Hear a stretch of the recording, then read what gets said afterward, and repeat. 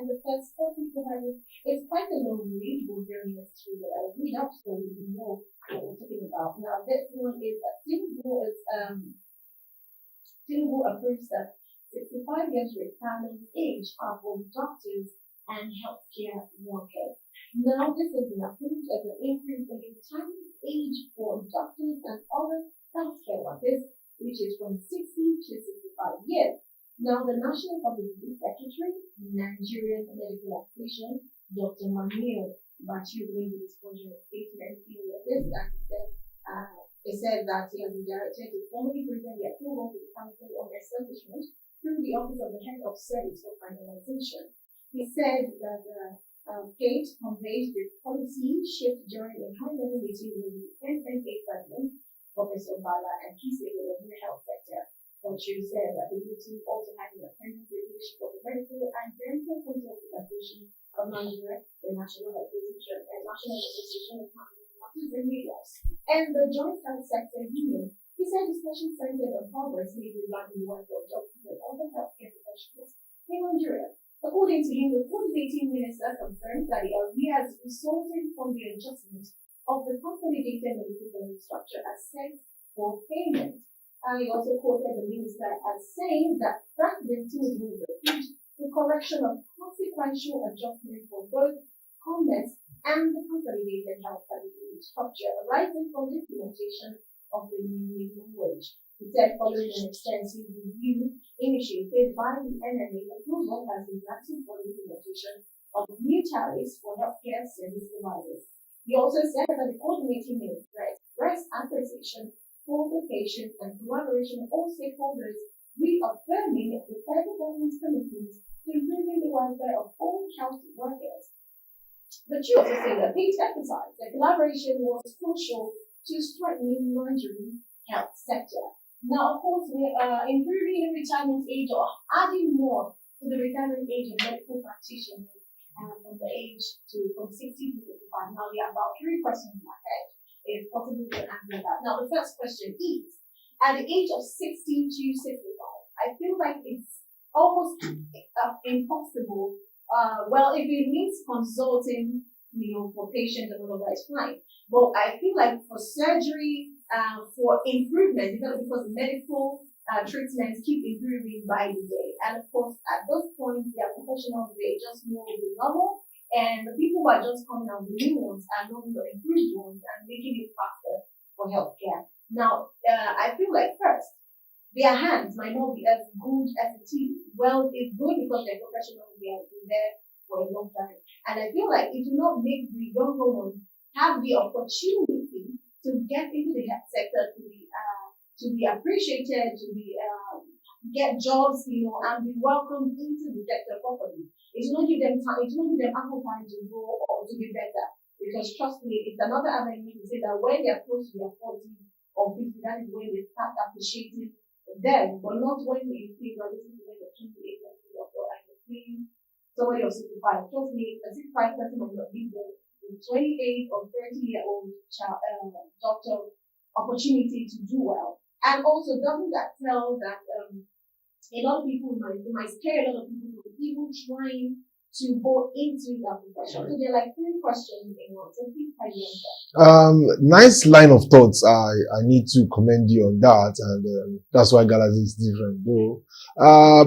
The first, from my opinion, is there is actually human capital flight, especially in the medical sector, where most of them are being caught up with the Japa syndrome. It's really affecting other sectors, but Nigeria is most affected in the medical sector. Why? There's something this administration is trying to do. While I'm not the mouthpiece, studying medicine in Nigeria is cheaper, quality education very affordable, but the payment, the rewards, the financial rewards is not commensurate with their colleagues abroad. And that is why, they get the knowledge here, and most of them want to travel abroad so that they can earn in dollars. Now, I think looking at the poor payment, not really completely poor, because even when some of us were doing youth service, you know that doctors earn more than normal other youth corps members. But however, compared to what they will get abroad, the payment is quite low. But what is the government trying to do? Is one, there's a need for complete transfer of experience and knowledge. While we can't curtail or hold on to the very young ones, energetic young ones who want to explore outside the shores for their career, it's important to make sure that those that choose to stay are actually being tutored by those that actually have this experience. That's number one. Number two, again, is the fact that it's not every medical doctors that are going into private practice. Not all of them can start up a clinic. None of them can actually own one and grow it big. Some actually prefer to toe the line, to climb the ladder to the topmost top in the medical profession. So some of these people should also be able to see their future and see that, okay, at the end of 60, 65 years, even when they are no longer active due to their health or the nature of their age, they can still consult. They are still within the system. So it gives them the opportunity to still want to stay put. Then the third thing I want us to look, the third perspective I want us to look at it from is the need for experience. You don't buy experience. There are certain things that are not taught, they are caught. Even, you see medical doctors, young guys, they do ward round, they stay with consultants, they ask them questions. So the older these ones get, it's easier for them to still transfer experience, transfer knowledge, despite the fact that I know that technology is moving really fast. Then, the last but not the least is the fact that, just like the minister said, the vice president also said 3 days ago that 13 people came for kidney transplant from overseas in Nigeria because it is cheaper, because it is accessible and it is faster, and it's costlier, and it take more time to be on the queue to even see donor abroad. So if our aim is to ensure that we can make money from medical tourism, quote and unquote, then we must ensure that we retain our best of the best. People want to hear that, oh, he has been practicing for over 30 years. It enhances the confidence of people that wants to fly in from outside the country to do certain sensitive surgeries, to want to really put in their money into it because they feel that the experience is there. But I want to do heart transplant, for instance, and I tell them to give me the list of the doctors that would, and I'm seeing things like 5 years experience, 10 years. Excuse me, I don't want to die. I wouldn't. But attached to all of that, I'm seeing someone that 30 years experience. Even if he's just the person in charge, I feel a little safe. I feel a little confident. So yes. So they want to drive confidence, because I'm so sure that there's a target for how much they want medical tourism to add to our GDP. Let me also round off with this. I've been following the activities of the the coordinating minister for health, and it's obvious that with what he's doing with linking health facilities to insurance, so that insurance can actually pay, and then they take it in bits. It's obvious that there's a prospect for turning the medical into we earning, the country earning from it. So all of what they are trying to do is just to make it really attractive for those that have the cash. Okay. An ideal Nigerian may not want a surgery. Will probably prefer to go to church or go to that's the mentality. Yeah. Go to an average Nigerian will want to call his or pastor and have when something medical happens to him because he believes in miracle. But there are people that have the cash, but they just want proof of experience and proof that you have done this thing over and over again. If we get it right, and we can retain some of these people that have spent so much years, and we pay them so well, I can assure you that the percentage of those that are willing to japa, quote and unquote, immediately after medical school, want to stay back because they understand that people are now bringing dollars to come and do some of these surgeries. Okay. So while we try to balance keeping the younger guys, there's a need for our international reputation to have the older ones that can really help those ones that wants to come gain confidence to actually submit themselves. So it's not going to take jobs from people at all. It's not. Okay, all right. Thank you for clarifying that one. Okay, comrade, my 3 questions. I just want to know: do you stand with what Femi Chacha has analyzed for us to make us understand that we need this professional hand just to bring the money back to us? Or do you have another opinion about all of this? Comrade, can we have you share your opinion, please? Well, I'm going to speak in general terms. I'm not a medical expert, and I'm not into the health care system. But from my own little understanding of the present government policy,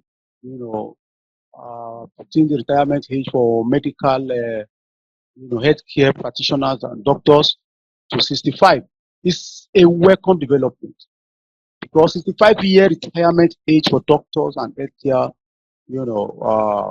workers is a significant development that warrants careful consideration. Being that as it were, I want to tell us that it has both its merit and demerit. So let me quickly, give some analysis or analyze some of the merits and demerits of this policy. Because retention of experienced healthcare professionals, raising the retirement age, allows experienced doctors and healthcare workers to continue contributing to the healthcare system, thereby reducing brain drain. That is the first thing, to reduce brain drain and preserving valuable expertise, in that regard. So also, secondly, it will address, shortage of, healthcare workers, shortage of healthcare workers, because presently Nigeria faces significant healthcare, workforce shortage, potentially in rural areas. Go to rural areas, you see that there are a lot of shortage of healthcare workers, ranging from doctors especially and nurses, and this policy will allow healthcare workers, to stay longer, in the service, and it can alleviate some of these, shortages and improve healthcare assets. So when they stay longer, it is a good one. Like my studio analysts have said, experience and is always important in this regard. So let me just quickly give out some little demerits. They are very little, but the merits outweighs its demerit. You get it now. So potential negative impact on younger. It will have a potential negative impact on younger health workers or healthcare professionals. Raising the retirement age may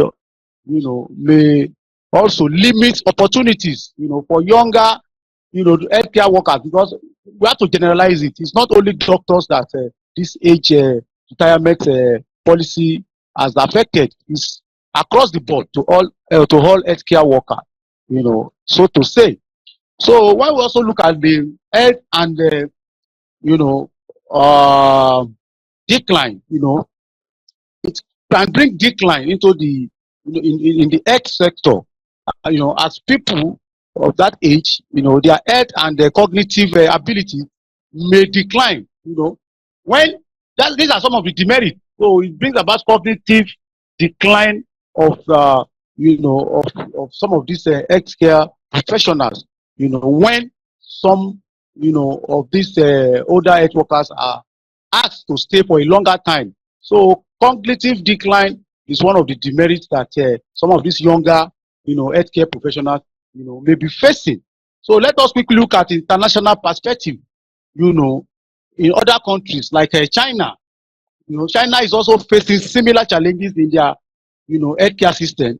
China healthcare workforce is also struggling, to keep up with the country's, rapidly aging population. And the government of China is exploring strategies, to attract and retain healthcare workers in rural areas, like I mentioned. So it is important that if you look at the rural areas, they are the most significant, population that will be adversely affected, when healthcare workers are, asked to retire at a very, short length of service. So it's a good one. If they are still very, very vibrant, if they are still very, very, mentally fit, it's no big deal about not retaining them to that age, limit. If they are working fast, if they are going to be very, very productive and very, very useful, for the Nigerian populace. So that's just my little take about this topic at this moment. Thank you so very much.